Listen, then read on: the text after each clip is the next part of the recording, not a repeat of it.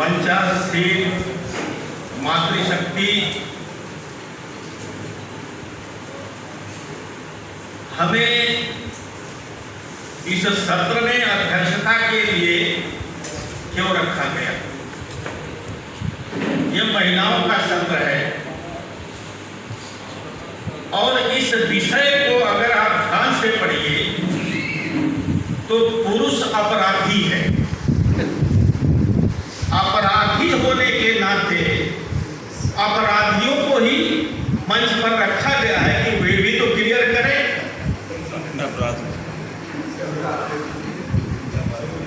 तो इसलिए ये बड़ा ही गंभीर विषय है। धन्यवाद है पामसेब की राष्ट्रीय कार्यकारिणी का, जिन्होंने ऐसा विषय डिजाइन करके आज पूरे देश में इस पर चर्चा होगी। साथियों, 17 में मूल निवासी संघ का राष्ट्रीय अधिवेशन चल रहा था, उसमें मैं भी शिरकत किया। प्रतिनिधि सत्र था। उस प्रतिनिधि सत्र में एक मुस्लिम वक्ता जो दिल्ली के थे, उन्होंने अपने संबोधन में कहा कि मैं जब अपने मुस्लिम समाज में मैं जाता हूं और कहता हूं, निवेदन करता हूं कि आप मूल निवासी संघ से जुड़ो। ये मूल निवासी संघ SC, ST, OBC माइनॉरिटीज का संगठन है। तो हमें जवाब देता, अरे तुम किन की बात कर रहे हो? तुम किन की बात कर रहे हो? जो लोग मूल निवासी संघ चला रहे हैं, जो लोग पामसेब चला रहे हैं और भी संगठन चला रहे हैं, क्या उनका कोई वजन है? क्या उनके अंदर कोई वजन है? जो लोग ये संगठन चला रहे हैं, तुम कहते हो कि हमारे संगठन से जुड़ो, कोई वजन बताओ। अरे इनका कोई एतबार किया जा सकता है? क्या एतबार करने लायक है जिनसे तुम जोड़ना चाहते हो? क्या ये वफादार हैं, अपने समाज के प्रति वफादार हैं? अरे जिन लोगों ने, जिस बाबा साहब डॉक्टर अम्बेडकर ने इनको ऊंचाइयों पर लिया, जब उनके नहीं हुए तो यह तुम्हारे होंगे। ये स्थिति है। आप जब पूरे देश में जाइए तो क्या एतबार किया जा सकता है? तो बहुत ही गंभीर बात है। तो हम पामसेब के कार्यकर्ता, आप सुटविंग के कार्यकर्ता यहां पर हैं, आत्मचिंतन करें कि हम एतबार करने लायक हैं? क्या हम बाबा साहब डॉक्टर अम्बेडकर, राष्ट्रपिता फूले के विचारों का ईमानदारी से अनुपालन कर रहे हैं? उस मुस्लिम वक्ता ने क्यों ऐसा कहा? सवाल यह है, जब देश में NRC और CA आया कि जिसके बाप दादों का रिकॉर्ड होगा उसी को नागरिकता दी जाएगी, किसको सबसे ज्यादा असर हुआ? बुर्के में रहने वाली महिलाएं दिल्ली के शाहीन बाग में कई महीने तक ठंडक में ठिठुरती रही और उन्होंने कहा, हम संविधान के प्रति प्रतिबद्ध हैं, हम संविधान, हम झुकेंगे नहीं, चाहे सिर कट जाएगा। वहां की महिलाएं कितनी बहादुर थी। तो सवाल है कि हमारी महिलाएं क्या बुझती हैं? हमारी महिलाएं क्या बुझती हैं? क्या वो क्यों साइन बैग नहीं गई? इसका कारण है, अगर हमारी महिलाएं बुज़दिल हैं, उनके अंदर मान सम्मान और स्वाभिमान है नहीं है, उसका सारा जिम्मेदार पुरुष समाज है। उसका जिम्मेदार और कोई नहीं है, वो पुरुष समाज है, हम हैं, हम जिम्मेदार हैं इसके। इसलिए आंदोलन चलाने वाले लोगों ये विचार करना होगा, जब नेल्सन मंडेला भारत आए तो वो जो अपने देश गए तो उन्होंने क्या कहा कि हम भारत के संविधान की नकल करके अपने देश का संविधान बनाए। भारत का संविधान भव्य संविधान है विश्व में, हम भारत का संविधान से हम अपने देश का संविधान बनाएंगे। और उसी नेल्सन मंडेला ने भारत में हमें संदेश देकर गए, action without vision is A only passing time. Action without vision is A only passing time. अगर हम बिना समझदारी के कोई आंदोलन चला रहे हैं तो इसका मतलब हम अपना समय काट रहे हैं। Vision without action is A only day dream. समझदारी हमारे अंदर है, हम आईएएस हैं, पीसीएस हैं, डॉक्टर हैं, इंजीनियर हैं, बड़ी बड़ी डिग्री लेकर हैं, समझदार हैं, और अगर हम प्रतिबद्ध नहीं हैं अपने समाज के दुख दर्द के प्रति, उसकी संवेदना के प्रति नहीं है, तो इसका मतलब तुम्हारा डे ड्रीम है, धीरे दिवा स्वप्न देख रहे हो, अब बदल जाएगा दुनिया।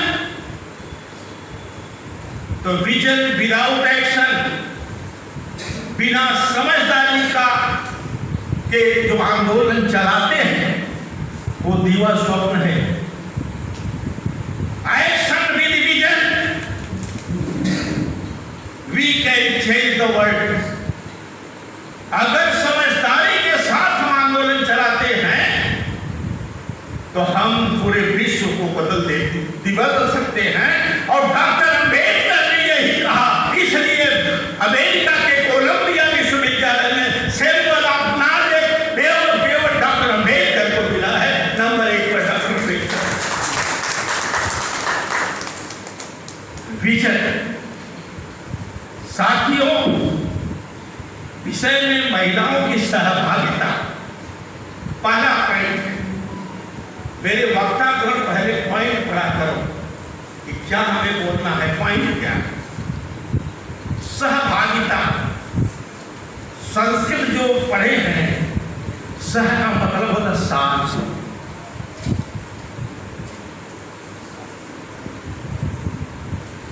साथ का मामला है।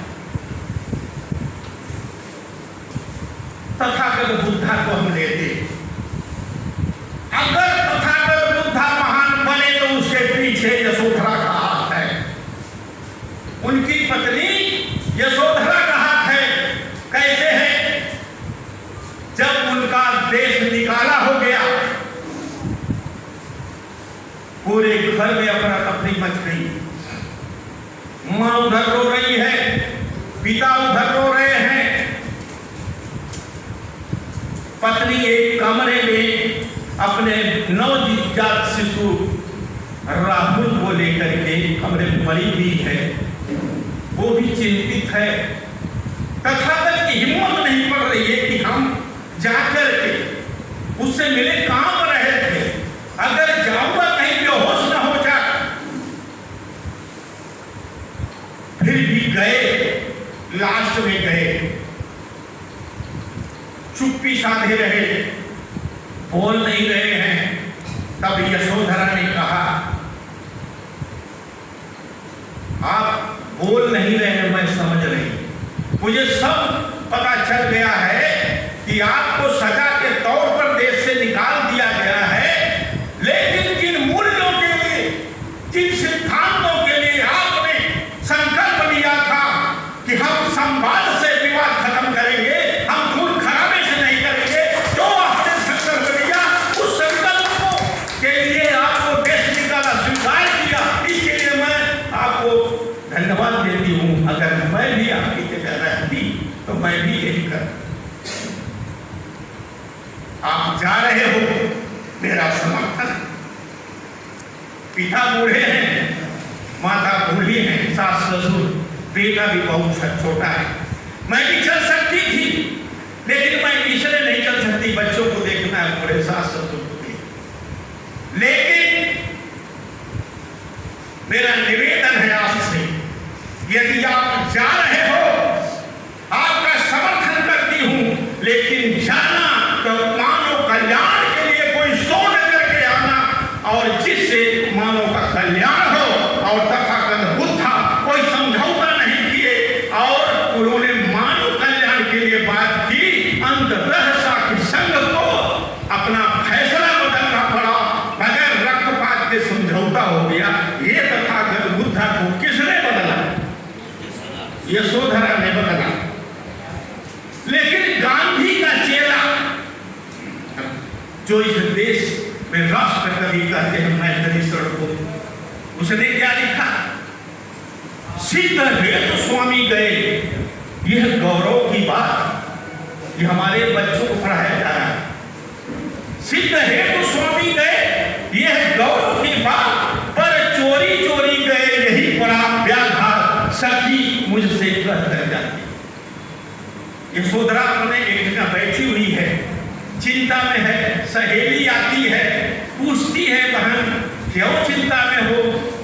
तो वो ही बताती है, गए तो अच्छे काम के लिए, लेकिन चोरी चोरी गए। बताइए, चोरी चोरी गए, बता कर गए, लेकिन हमारे बच्चों को सिलेबस, जिसके पास सत्ता है, वो सिलेबस चेंज करके गलत को दे रहा है, और राष्ट्र कवि दे रहा है, और राष्ट्र कवि नहीं, राष्ट्रद्रोही कवि है। ऐसी ऐसी बदमाशियां हो रही है, इसको जानने की जरूरत। इसलिए साथियों, किसने बदला बुद्धा? बुद्धा को एक महिला ने बदला। महिला के साथ से वो बदलाव आया उनके अंदर, तो इसलिए महिला गौरव की पात्र है। दूसरा,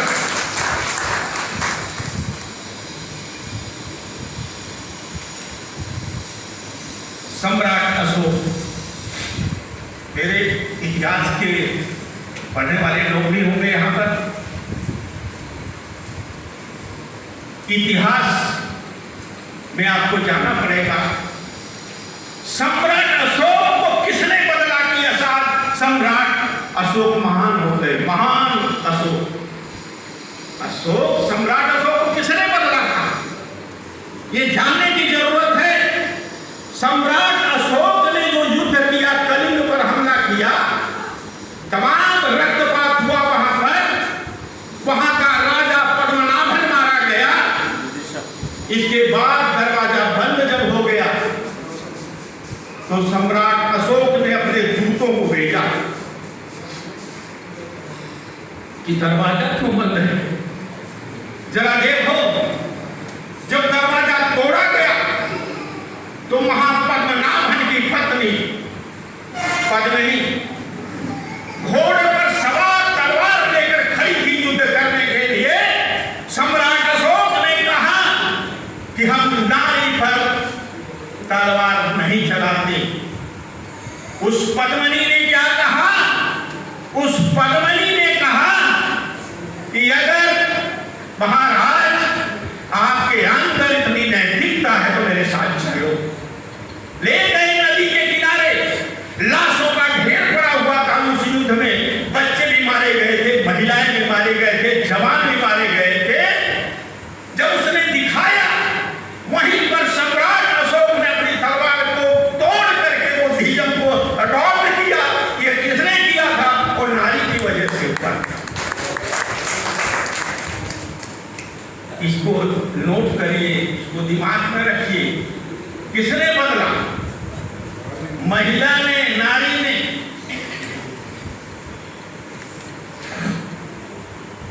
राष्ट्रपिता बोले, हमारे आदर्श राष्ट्रपिता फूले की पत्नी सावित्रीबाई फूले के सहयोग से राष्ट्रपिता फूले महान बने। और इधर सन 1952 में ये सच है कि शिक्षा की देवी अगर कोई भारत में है वो सावित्रीबाई फुले और दूसरा कोई नहीं है। लेकिन हमारे क्लासों में पढ़ाया जाता है सरस्वती विद्या की देवी है, पढ़ाया जाता है ना। आप जरा गूगल खोल कर देख लो नेट पर, ये सरस्वती कब पैदा हुई है? सरस्वती 1952 में पैदा हुई है और पहला सरस्वती शिशु मंदिर गोरखपुर उत्तर प्रदेश में खोला गया। इससे पहले सरस्वती भी नाम कोई चीज नहीं, ये सावित्रीबाई फुले का नाम मिटाने के लिए ये सब षड्यंत्र किया गया। सरस्वती को आगे किया, आज सरस्वती की वंदना होती। हम लखनऊ विश्वविद्यालय में लेक्चर कर रहे थे, 300 प्रोफेसर, करीब 34-35 प्रोफेसर थे और जो है वहां पर महिला प्रोफेसर थी 8-10 बच्चे, 300 बच्चे थे। मैंने पूछा,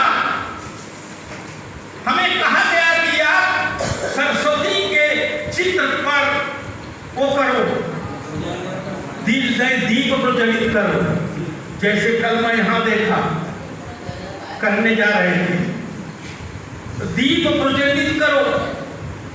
मैंने कहा नहीं करूंगा, हमें केवल जवाब चाहिए। मुझे बताओ सरस्वती की कितना क्वालिफिकेशन थी, सरस्वती किस कॉलेज में पढ़ी थी, इसका कोई रिकॉर्ड है? अगर सरस्वती को शिक्षा की देवी मानते हो, इसका मतलब उच्च शिक्षा प्राप्त नहीं होगी, लेकिन वो शिक्षा ग्रहण नहीं कर सकती थी, क्योंकि इनके धर्मशास्त्रों में लिखा है स्त्री शूद्रो विद्या नादीयताम, स्त्री शूद्रों को शिक्षा नहीं देना चाहिए। जब नारी की शिक्षा का दरवाजा बंद था तो सरस्वती शिक्षा की देवी कैसे हो सकती है? नहीं हो सकती है। केवल इस देश में अगर कोई शिक्षा की देवी है तो वो सावित्रीबाई फुले के अलावा कोई नहीं। तो सरस्वती की वंदना होती, आज बच्चों का दिमाग डाइवर्ट किया जा रहा है। क्यों किया जा रहा है?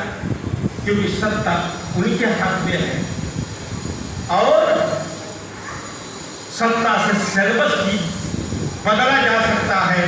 सत्ता ही सत्यानाश कर सकती है, किसी का उत्थान कर सकती है, किसी का पतन कर सकती है, सत्ता ही।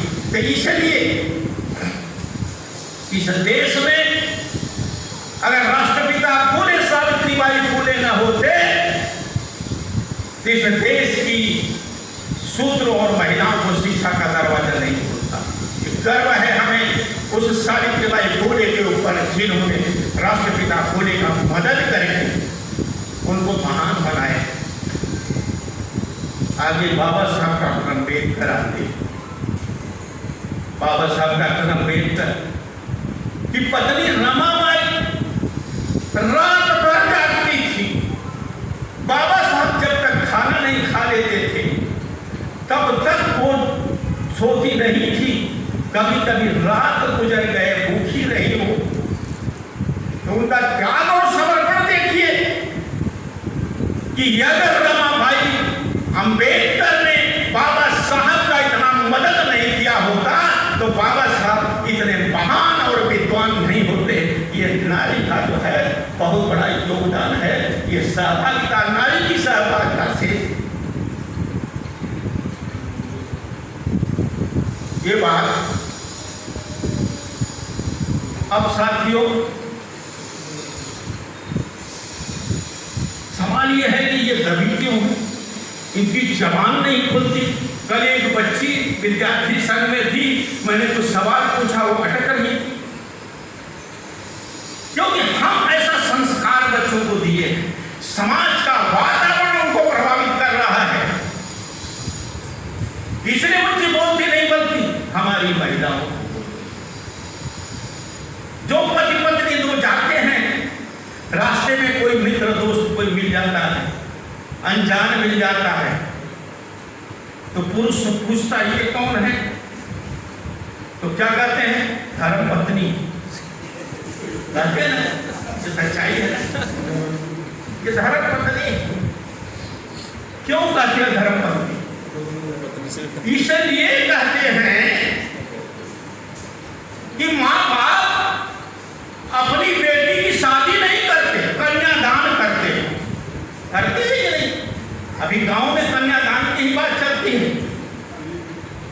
कन्यादान करते हैं, दान की हुई वस्तु का कोई इज्जत है क्या? नहीं। कदर है कोई? तो कन्यादान जो है धारण किया जाता है, ठीक है। तो ये जो पत्नी बताया धर्म पत्नी, वो सही नहीं है, धारण की हुई है, इसलिए कोई इज्जत नहीं है महिलाओं की।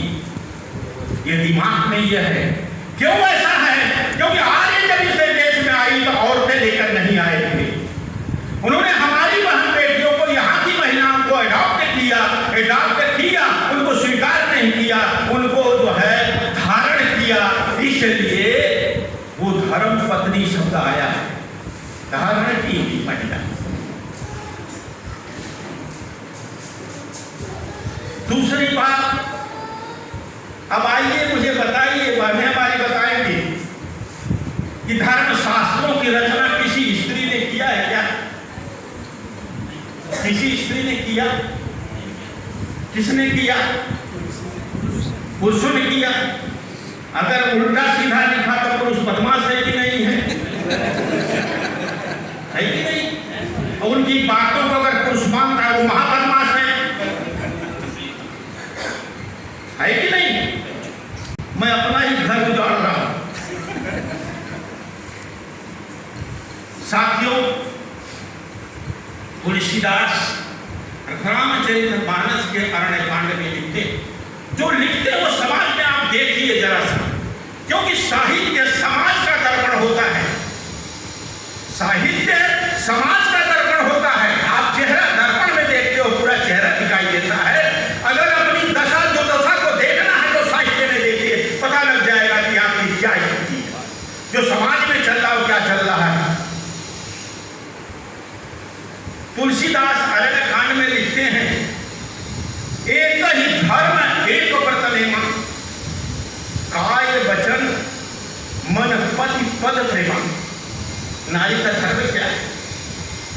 नारी का धर्म है, एक ही धर्म है, एक ही व्रत है, एक ही नियम है कि वो शरीर से, वचन से, मन से अपने पति के चरणों में जो है पड़ी रहे। बताइए, तुलसी ने जो लिखा, क्या ऐसा नहीं है क्या समाज में? है? कौन बदमाश है? पुरुष बदमाश। तुलसीदास ने लिखा, वो समाज में दिखाई दे रहा है, समाज में है ऐसा। दूसरा, ये महिलाएं जो है ना, ये विश्वसनीय नहीं है, इन पर विश्वास नहीं किया जा सकता, कभी नहीं किया जा सकता। वही तुलसीदास लिखता है अयोध्या कांड में, झगड़ा कहीं का लगा रहा है, झगड़ा कहीं। क्यों लिख रहा है? कैकेयी कोप भवन में है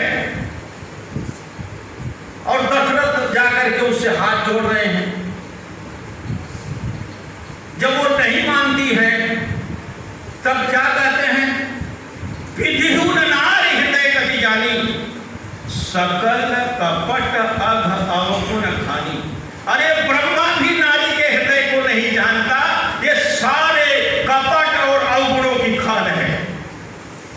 सारे कपट और अवगुणों की खान कौन है? नारी है। जरा सा ये बताइए, आप सभी लोग जितने पुरुष हो, नारी के अलावा कहीं और से पैदा हुई? अब कहां से पैदा हुई? नारी नहीं पता, मेरी मां ने पैदा किया है ना। या ब्राह्मणों से मुखमासी बाहुरा जन्य करता, जैसे ब्रह्मा के मुख से ब्राह्मण पैदा हुआ, ऐसा तो हम लोग नहीं पैदा हुए ना। हर पुरुष, हर नारी से पैदा होते हैं, लेकिन अवगुणों की खान है। नारी क्या है? अवगुणों की खान है। तो लोहे की खान से लोहा, सोने की खान से सोना, अभ्रक की खान से अभ्रक। तो अवगुणों की खान से कौन पैदा होगा? अवगुणी पैदा होंगे। ये सारे पुरुष अवगुणी हैं, है कि नहीं? ये समाज ने ये धारणाएं तय रहेगी। एक इन्वायरमेंट बनाया है जिसके कारण हमारे दिमाग में धसा हुआ है, दिमाग में है, इसीलिए हम अपनी पत्नी के साथ, अपनी बेटी के साथ, अपनी माँ के साथ, सबके साथ जो व्यवहार करते हैं केवल इसी कारण से। लड़का खूब बढ़िया कपड़ा पहने, जींस पहने, कोई ऐतराज नहीं। माँ भी बहुत खतरनाक होती है, वो भी ऐतराज करती है। तो बिगड़ जाएंगे, लड़के छेड़ेंगे, लेकिन लड़के को पर नहीं कोई मिलेगा। क्या तरीका है? तो नारी को नियंत्रण में रखना चाहिए। तुलसीदास किष्किंधा कांड में लिखते हैं, महावृष्टि चली फूट की यारी, जीवी स्वतंत्र भी बिगड़ेगा। जैसे भारी वर्षा से खेतों की मेड़ें टूट जाती हैं, वैसे नारी को स्वतंत्र कर दोगे तो सारी की सारी नारी बिगड़ जाएगी। आप लोग जो बैठे हो बिगड़े हुए लोग, बताओ आपको कहाँ रहना चाहिए? आप लोग मंच पर बैठे हो, पुरुषों की बराबरी कर रहे हो। आपके लिए अत्रि स्मृति, मैंने किताब लिखा, उसमें अत्रि स्मृति का श्लोक भी कोट किया। अत्रि स्मृति में लिखा है, महिलाओं के लिए व्रत पूजा पाठ बेकार है, इसे नरक में जाएगी। फिर स्वर्ग में जाने का क्या तरीका है? उनको अपने पति के चरणों को धोकर के पीना चाहिए। अगर ये ऐसा करती है तो उनको सीधे मोक्ष की प्राप्ति होती है। ये रिकॉर्डेड है, रिपोर्ट है, रिकॉर्डेड धर्मशास्त्र की स्मृति में आप पढ़ सकते हैं। इतनी बड़ी बदमाशी। आपको पैर धोना चाहिए तो आप मंच पर बैठिए, सब उल्टा पुल्टा हो रहा है। अरे मंच पर किसने बैठे हैं आपको? जिसने मंच पर बैठाया उसकी कोई चिंता नहीं। आप हनुमान जी के मंदिर में जाते हो, हैं? हमारे पुरुष जाते हैं मंदिर में, हनुमान जी के पहलवान हो जाएंगे हम। और हनुमान खुद कहता है, हनुमान क्या कहता है? विभीषण लंका में हनुमान से पूछता है, अरे आप तो बड़े बलवान, आपने पूरी लंका सोने की जला दी।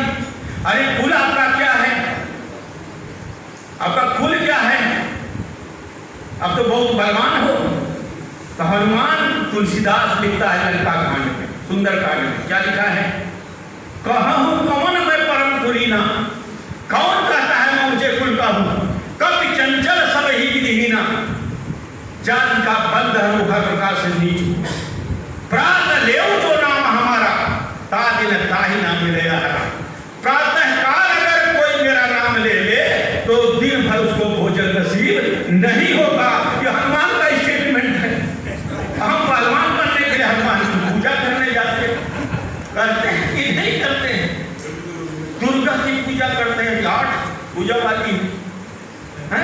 हमारे यहाँ अगर एक बच्चे का कोई बच्चा पैदा हुआ टेढ़ा मेढ़ा, अगर जो है बच्चा उसका अंग प्रत्यंग हुआ तो उसको महिलाएं क्या करती हैं? मार डालो, कहीं ये गड़बड़ हो जाएगा। क्योंकि मैं बनारस के पास का हूँ, हमारे यहाँ गांव में एक बच्चा ऐसे टेढ़ा मेढ़ा पैदा हो गया, ये 70-71 की बात। तो सब क्या करें? इसको ठप दो, नहीं उड़ करके वहाँ जाएगा छत पर, और वो जो बोलेगा जिसको चाहेगा उसे खा लेगा, यानी मार डालेगा। इसलिए उसको बंद करके रखे। मैं खुद देखा। तो इस तरीके की जो धारणाएं समाज में व्याप्त हैं, जब हम समाज में जाएंगे, कैसे जाएंगे? PS4 डोर टू डोर और मिशन 24 PS4 के माध्यम से जाएंगे। जा रहे हैं क्या? व्हाट्सएप पर जा रहे हैं, जमीन पर नहीं, व्हाट्सएप पर जा रहे हैं। साथियों, आज का दिन, आज कौन सा दिन है? 28 तारीख दिन संडे 28 तारीख है।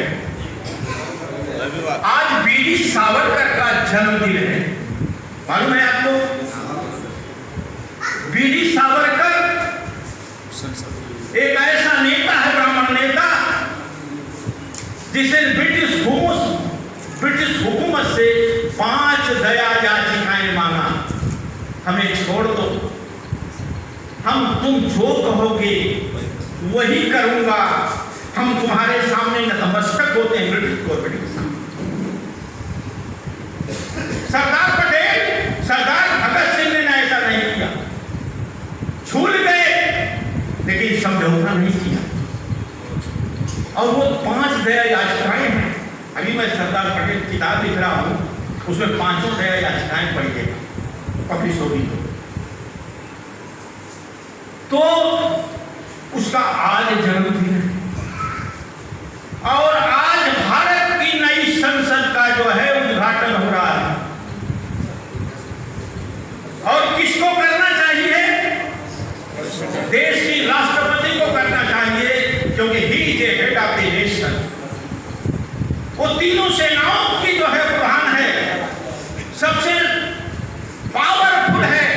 पावरफुल है वो तो प्रधानमंत्री है, लेकिन सबसे बड़ा सम्मान राष्ट्रपति को है, जैसे इंग्लैंड की महारानी को। इंग्लैंड की महारानी के गले में कोहिनूर हीरा है, इतना सम्मान वहां के महारानी को दिया जाता है। और भारत की महामहिम राष्ट्रपति द्रौपदी मुर्मू को उसका उद्घाटन न करा करके वीर सावरकर के जन्मदिन पर प्रधानमंत्री नरेंद्र मोदी कर रहे हैं। क्यों कर रहे हैं? इसलिए कि वो अछूत महिला है। अरे देश का संविधान अछूत लिख करके सब बर्बाद कर दिया, अगर इसको कर देगा और देश बर्बाद हो जाएगा, ये उनकी सोच है। इसलिए राष्ट्रपति मुर्मू से वो नहीं करा रहे हैं, प्रधानमंत्री से करा है। और मैं आपसे बताऊं, अभी जब चंद्रशेखर यादव का बयान चल रहा था रामायण पर, एक सांसद ने कहा कि नरेंद्र मोदी हमारे प्रधानमंत्री भगवान राम हैं। और द्रौपदी को क्या कहा था, जरा बताइए, मुर्मू को बताइए। आप लोग सुनते नहीं क्या, पढ़ते नहीं पेपर? द्रौपदी मुर्मू को कहा ये सेवरी है, ठीक है, ये सेवरी है। सेवरी कौन है? आदिवासी महिला। मुर्मू कौन है? आदिवासी महिला। रामचरितमानस के अरण्य कांड में बड़ा दूर की बात मरते हैं, लेकिन आपका अध्ययन होगा, जो अध्ययन बृहद अध्ययन करने वाले लोग ही आंदोलन चला सकते हैं। हम पढ़ते ही नहीं, लकीर के फकीर वही गीत गाएंगे हमेशा, इससे नहीं होगा। राम सेवरी के आश्रम पहुंचते, तो सेवरी के मुख से तुलसीदास क्या कहा? कहीं विधि स्तुति करूं तुम्हारी। अरे भगवान राम, अरे प्रभु राम, किस तरीके से तुम्हारी मैं स्तुति करूं, किस तरह से तुम्हारी पूजा करूं? कहीं विधि स्तुति करूं तुम्हारी, अधम जाति जड़ मत भारी। मैं जाति की नीच हूं और मूर्ख भी हूं, तो हम किस तरह से आपकी पूजा करूं? अधम अधम अधम अति नारी। देखिए, अधम नीच से नीच कौन है? नारी। नीच से नीच नारी है। मुंह खोल रहा है कि नहीं? ये जमा हुआ है, ब्रिज हुआ है। ये साइलेंट वार है, ब्राह्मणों का साइलेंट वार है, जिसको आप पढ़ नहीं पाते। ये साइलेंट वार है, जिससे आपको समाज को बिखेर दिया होगा, तोड़ दिया समाज को, कमजोर कर दिया। साइलेंट वार है।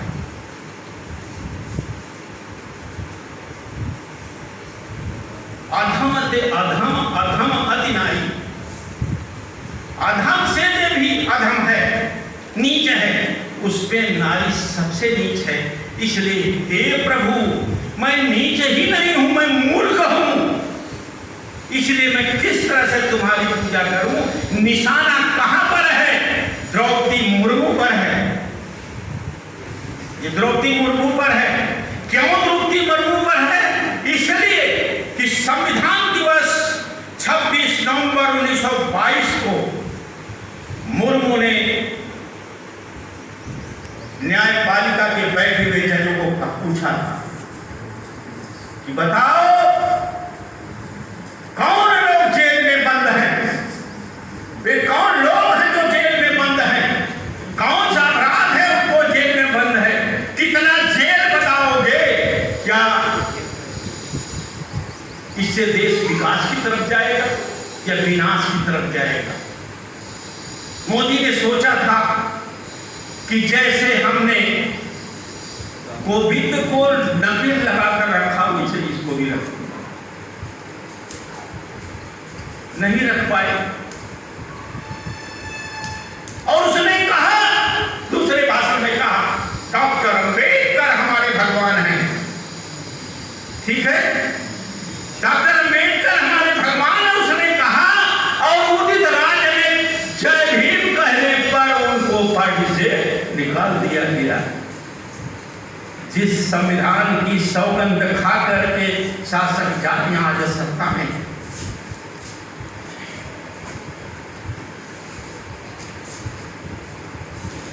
साथियों, शंकराचार्य ने कहा नारी नरक से द्वार, नारी नरक का दरवाजा है। तो नारी नरक का दरवाजा है, इस तरह की शंकराचार्य ने बातें की हैं। और आज अगर पूरे देश में महिलाओं के साथ अनाचार दुराचार हो रहा है तो उसका सारा श्रेय धर्मशास्त्रों को ही जाता है। जब बड़ा आदमी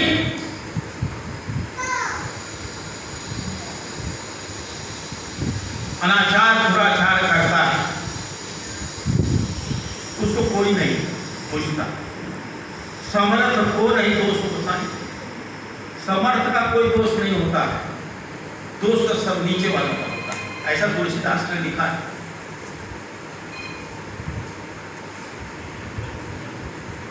भविष्य पुराण का अध्याय 18 है, श्लोक नंबर 27 में कौन तीन देव हैं? कौन से तीन देव हैं? ब्रह्मा विष्णु महेश, तीनों महान हैं ना, तीनों को मान्यता प्राप्त है। और आप लोग टीचर ज्यादा हो तो आप लोग पढ़ाते हो, गवर्नमेंट की गुलामी करना है वो तो पढ़ाना ही पड़ेगा। क्या पढ़ाते हैं?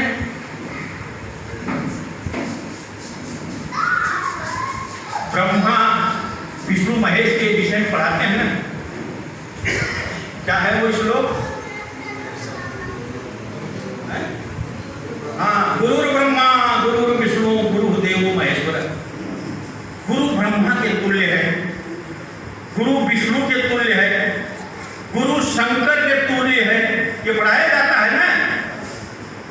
लेकिन हमारे गुरु जो पढ़ा रहे हैं उनको मालूम नहीं है कि अगर ब्रह्मा विष्णु महेश के तुल्य हम हैं तो क्या हमें इसे स्वीकार करना चाहिए?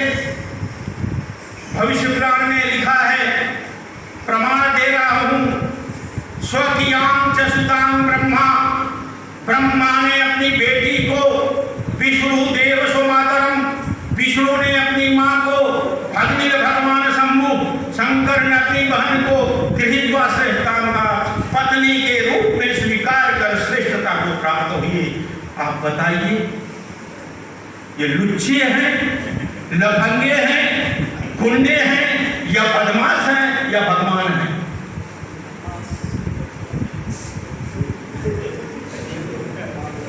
कि नहीं? अगर आपने मान लिया कि हम गुरु ब्रह्मा के तुल्य होता है तो आप समझ लिए उसका अर्थ अपने आप निकाल। यानी इतनी जो बड़ी बदमाशियां हैं ये सब धर्मशास्त्रों में लिखे हुए। अगर फूले और बाबा साहब अम्बेडकर ने ये राज नहीं खोला होता तो आज हम आपके सामने इन तथ्यों को नहीं रख सकते। उसका कारण बाबा साहब पर खोले। इसलिए हमारे आंदोलन के आदर्श राष्ट्रपिता फूले और बाबा साहब जिन्होंने बीमारी को जड़ से उखाड़ फेंकने के लिए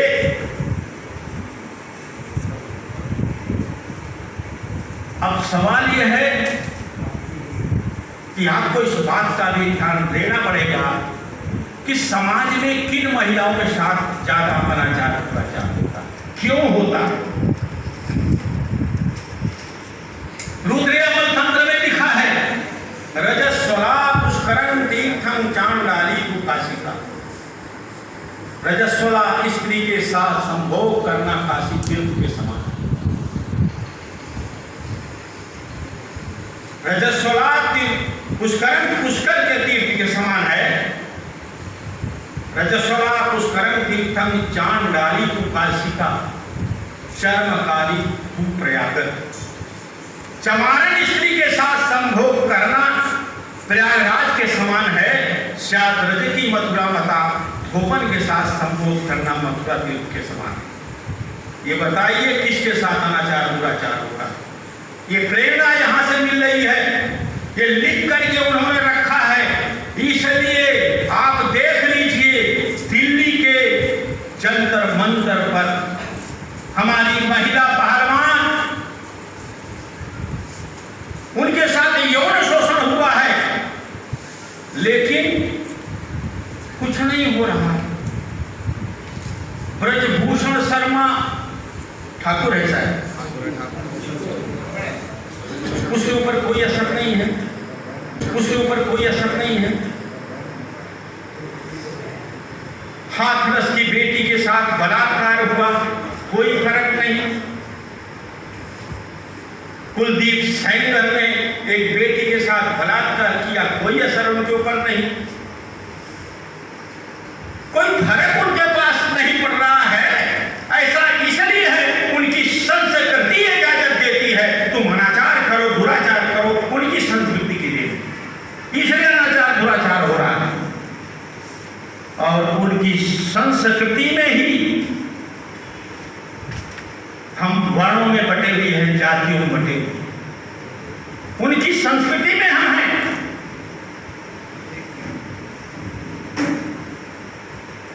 इसलिए नहीं वो कर रहे हैं कि उनके साथ संगठन है। झूठ फरेब मक्कारी अपने संगठन के बल पर वो कर रहे हैं। क्योंकि हम शासित क्यों हैं? सवाल यह है हम शासित क्यों हैं? इसलिए शासित हैं कि हम अनुशासित नहीं हैं। हम शासित इसलिए हैं कि हम शासित नहीं हैं, और जो अनुशासित हैं वही शासक हैं। इसलिए गुंडागर्दी बदमाशी सब कुछ चल रही है।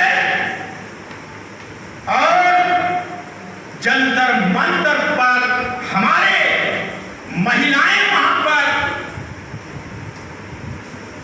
धरना प्रदर्शन दे रही है, कोई असर नहीं पड़ रहा।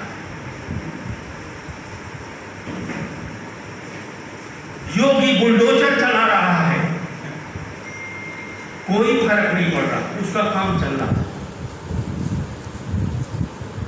हमारे समाज के 19 राजनीतिक दल विरोध कर रहे हैं कि मुर्मू को ही राष्ट्र को करना चाहिए, कोई फर्क नहीं पड़ रहा है। क्योंकि जो 19 हमारे राजनीतिक दल हैं उनके पास कोई सामाजिक संगठन नहीं है, उनके पास कोई अनुशासन नहीं है। इसलिए हम शासित हैं।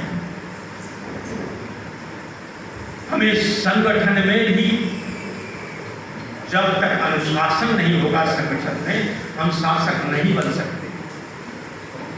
इसलिए जरूरी है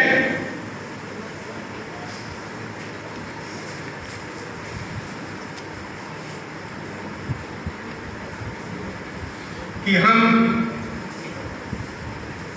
संगठन में अनुशासन का पालन करें।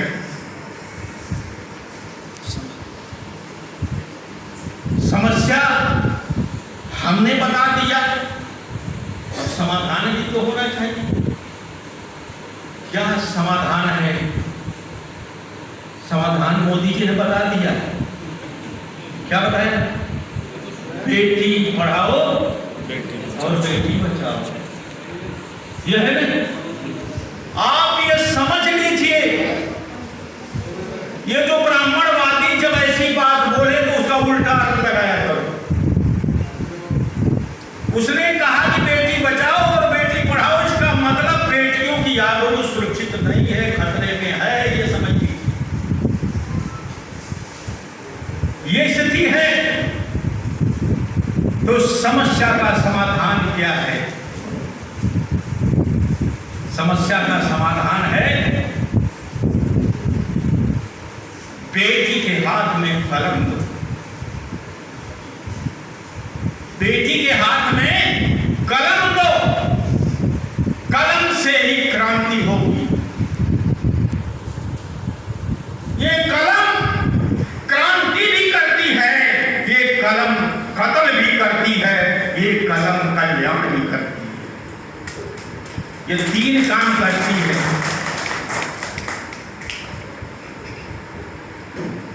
बाबा साहब डॉक्टर अंबेडकर राष्ट्रपिता फूले ने अपनी कलम से ब्राह्मणवाद का कत्ल कर दिया। उसका पोस्टमार्टम होना चाहिए, हमें पोस्टमार्टम करना चाहिए था। हम उसकी लाश को लेकर कंधे पर राम नाम सत्य है का आराधना कर रही है। इसलिए कलम से क्रांति होगी कि कलम की स्याही शहीदों के खून से ज्यादा कीमती होती है। इसलिए आप चाहते हैं कि हमारी बहन बेटियों की आबरू बचे, हमारी बहन बेटियां मान सम्मान स्वाभिमान से जिंदा रहें, तो आप बेटियों के हाथ में कलम देना होगा। तभी आपके समाज का कल्याण होगा, नारी उत्थान होगा, नारी का उद्धार होगा। इन्हीं शब्दों के साथ मैं अपनी बात समाप्त करता हूँ। जय भीम, जय भारत, जय मोहन मासी।